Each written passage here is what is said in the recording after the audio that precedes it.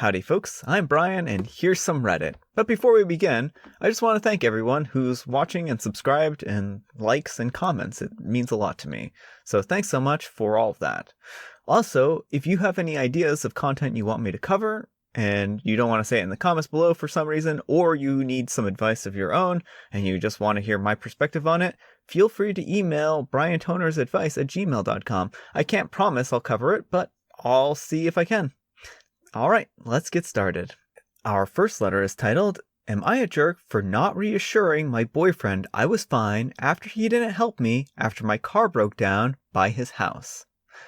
I was driving to the store and my car crapped out on me. Turns out the alternator failed and the engine stalled out. I pulled over to the side of a remote road. It was cold out and I wasn't dressed for the weather without the car's heater. Dumb of me not to wear a warmer coat or think to put a blanket in my car for the winter, just in case. But it was supposed to be a quick errand. I called my boyfriend, who lived close to where I was broken down, and he didn't pick up. I texted him and said that I was broken down and needed a ride. Could he help? He said no. He had a friend visiting. I said it was freezing cold and I needed to get out of the cold fast because the car's heater was broken too. He said, "Can't you ask a friend? This is a bad time." I called a friend who was 35 minutes away and he got on the road right away. And we made plans to have his brother who worked at a towing company get it for cheap the next day as a favor. We hung out for a few hours and then I went to bed early. I accidentally left my phone in his car, so when he left, he took it along. The next morning, I couldn't find my phone and I sent an email to my friend and asked him if he'd seen it. He replied that he found it in his car and he could bring it on the weekend. I thanked him and apologized for making him make the trip twice. Anyways, I worked through the day and only checked my social media after the workday. I saw some panicked messages from my boyfriend on Facebook asking me what had happened. I didn't answer his texts for 24 hours and the last thing I sent was, "Can you pick me up, please? It's freezing cold and I need to get out of the cold fast. The car's heater is broken." And I wasn't picking up my phone or answering the text or social media messages.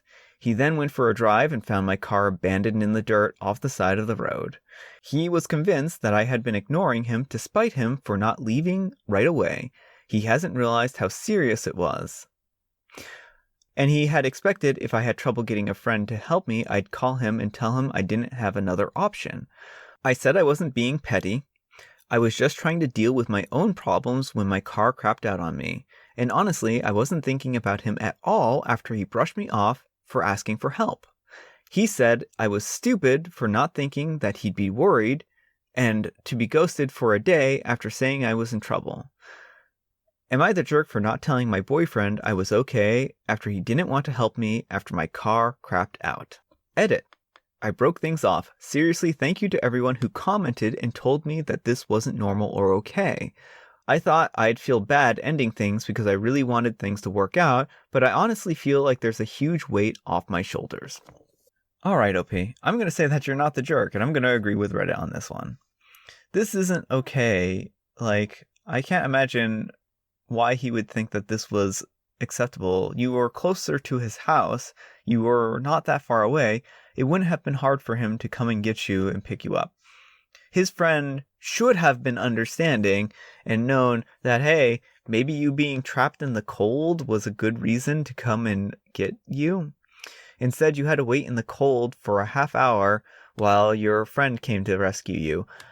You know, I think that's just completely unacceptable there. Like, if he had been an hour away and said, "Hey, it's going to take me an hour to get there. Can you find someone else because I'm not going to be able to make it probably in time," or any number of things. But being like, "Yeah, I'll start in on my way right now, but if you end up getting someone who's closer, let me know," or any number of those kinds of things there.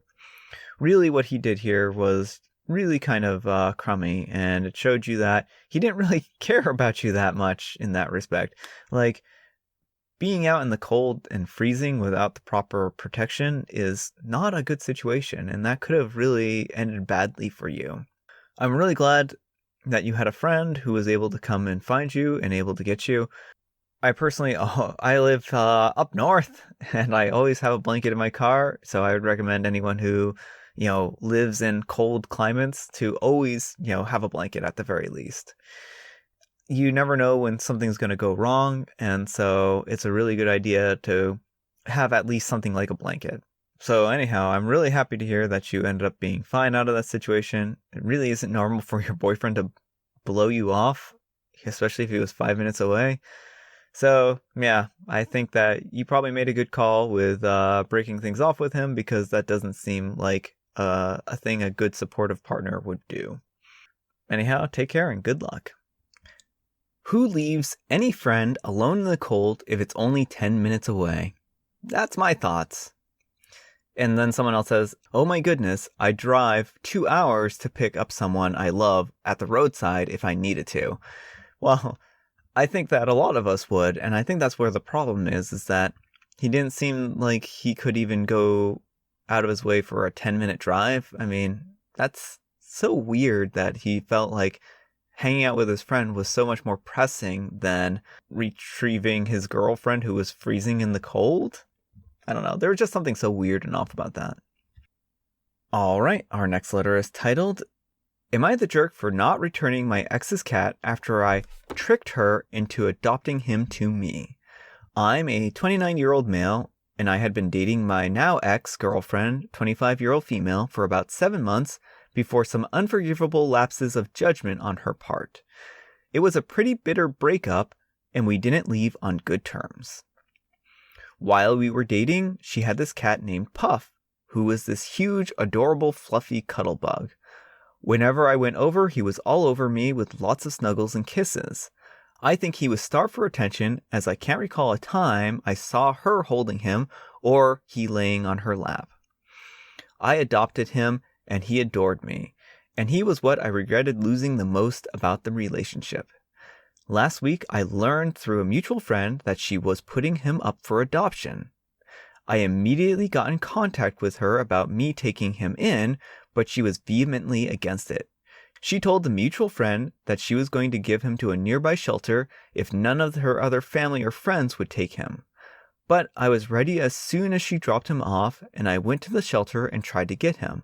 They denied me, and apparently she told them that during the time together that I was abusive towards her and Puff.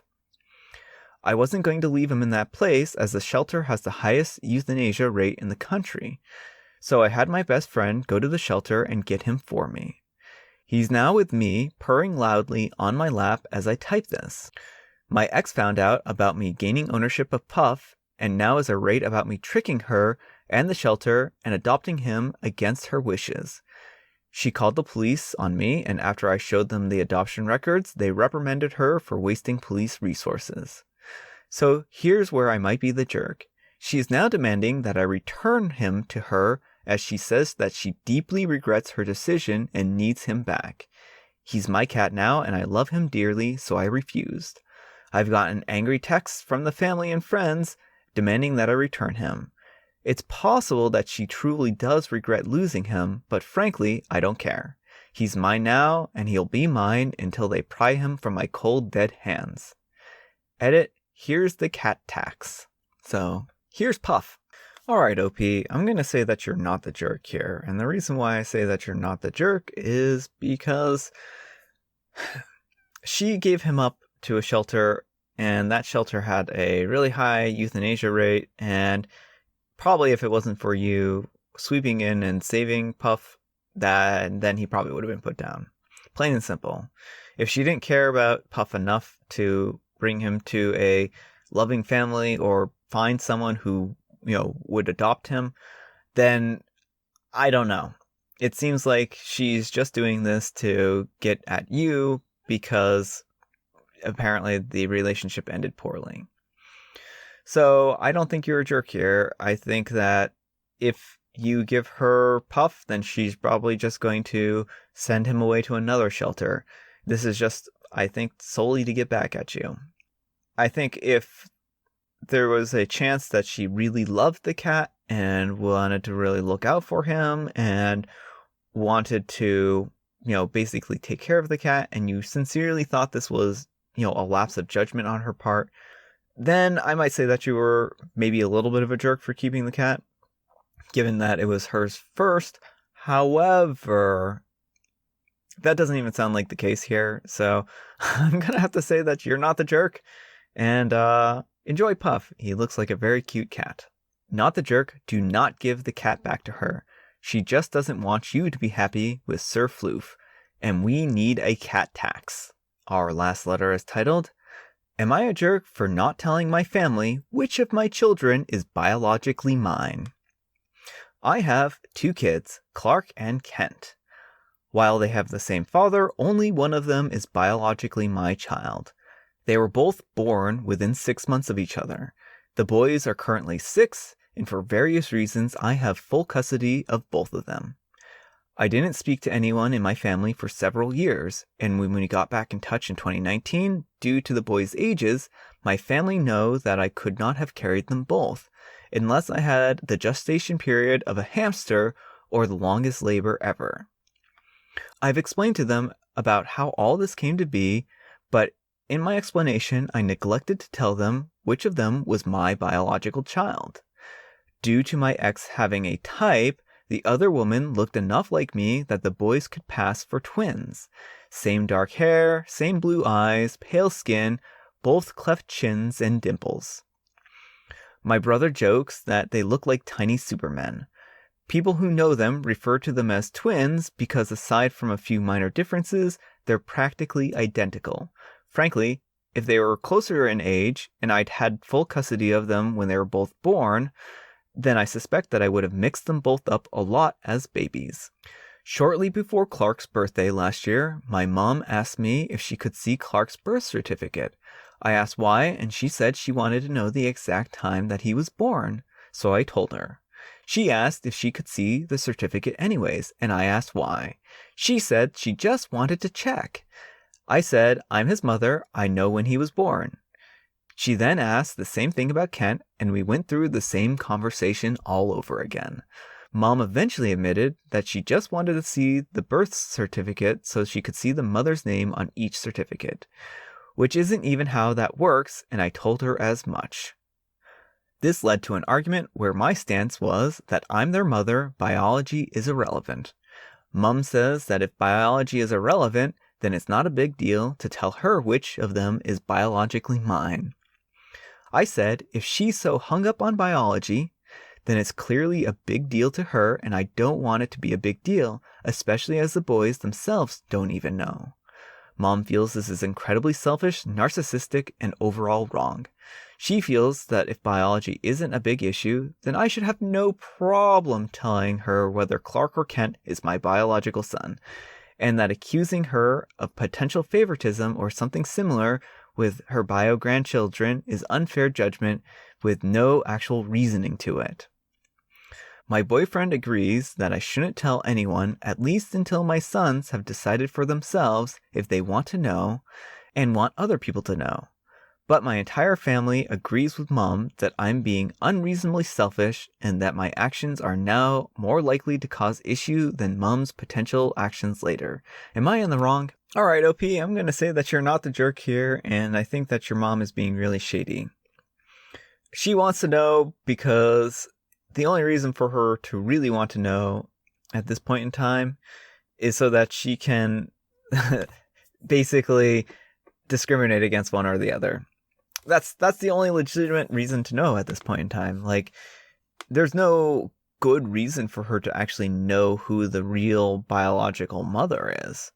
And it seems weird that she's trying to argue that if it doesn't matter, then why won't you tell her? Because clearly it does matter to her.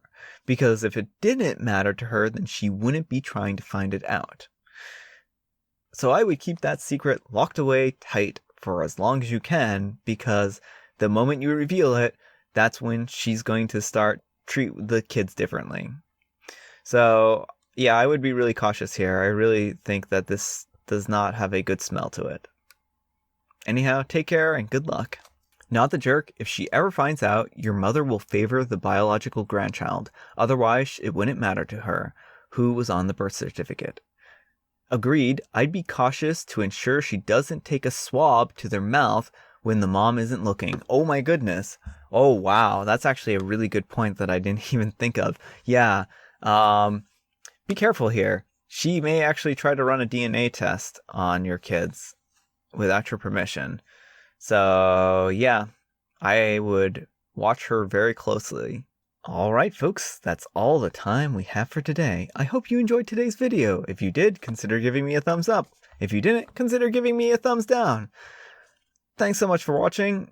Again, I really appreciate everyone who watches, and I really appreciate all the people who've subscribed, and the comments, and everything. It is really nice to see people interacting with these videos and saying that they enjoyed them. It makes me feel really good.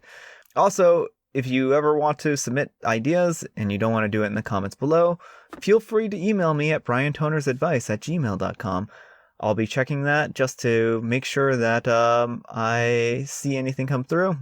So anything you submit there will be anonymous unless you say otherwise. So I won't reveal any email information or anything like that. So again, thanks so much for watching, and I'll see you all tomorrow.